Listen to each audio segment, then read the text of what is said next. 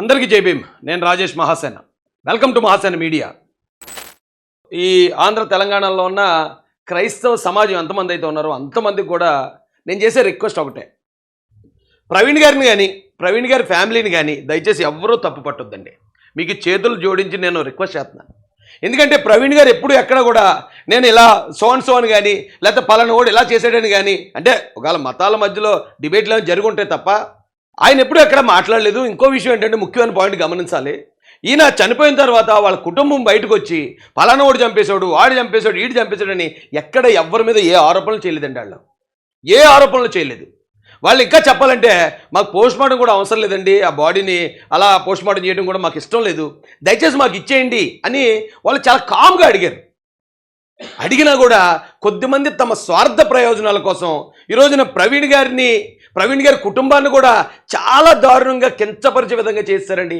ప్రజల మధ్య చులకం చేస్తారు. మా కుటుంబం ఏం తప్పు చేసింది? ఇంకా నేను ఆధారాలు ఉన్నాయి. ఇప్పుడు పోలీసు వారు నాకు తెలిసి ఈవేళ పెడతారా, రేపు పెడతారా, ఎల్లుండి పెడతారు, ప్రెస్ మీట్ పెడతారు.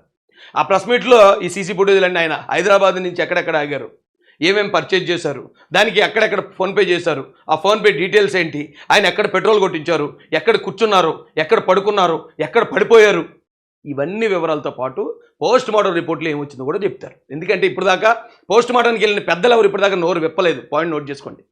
పోస్ట్ మార్టం దగ్గర ఉన్నవాళ్ళు కానీ ఇంక్వైరీ దగ్గర ఉన్నవాళ్ళు కానీ ఇప్పటి వరకు ఒక్కసారి కూడా బయటకు వచ్చి ఇది హత్య అని ఎక్కడ చెప్పలేదు. గుర్తుపెట్టుకోండి. కుటుంబ సభ్యులు కూడా ఎక్కడెక్కడ బయటకు వచ్చి ఇది హత్య కాబట్టి పలానా వాళ్ళు చంపారని ఎక్కడా మాట్లాడలేదు. గుర్తుపెట్టుకోండి. ఎక్కడన్నా ఫ్యామిలీలో మనిషి పోతే ఫ్యామిలీ మొత్తం రోడ్డు మీద నిలబడతారు. ఫ్యామిలీ మొత్తం రోడ్డు మీద నిలబడి ఇక పలానా వాడు చంపాడు ఇది అని చెప్పి మాట్లాడతారు. ఒకవేళ వాళ్ళు అది కాదు అని నమ్మినప్పుడు మాత్రమే వాళ్ళు బయటికి రారు. ఆ కుటుంబం ఎంత ఉన్నతంగా ఆలోచించిందో ఆలోచించండి. ఆ కుటుంబాన్ని ఎవరు తక్కువ చేయొద్దండి, చులకం చేయొద్దండి. వాళ్ళు చాలా బాధలో ఉన్నారు.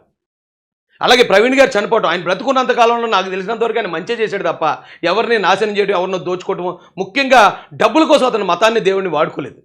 అతని సొంత కష్టార్జితం మీద అవసరమైతే 10 రూపాయలు బయటకు ఖర్చు పెట్టాడు తప్ప దేవుడిని చూపించి ఎక్కడా కూడా అతను దాన్ని కమర్షియల్ చేయలేదు. కాబట్టి అతను కూడా ఆయన్నేమి మనం తక్కువ చేయడానికి లేదండి. బ్రతుకున్నంతకాలం చాలా బాగా బ్రతికాడు ఆయన. ఏమో ఆ రోజు ఆయనకున్న టెన్షన్, ఆయన బ్యాడ్ టైం అంతే, నేనేం చెప్పలేను దానికి అంతకన్నా.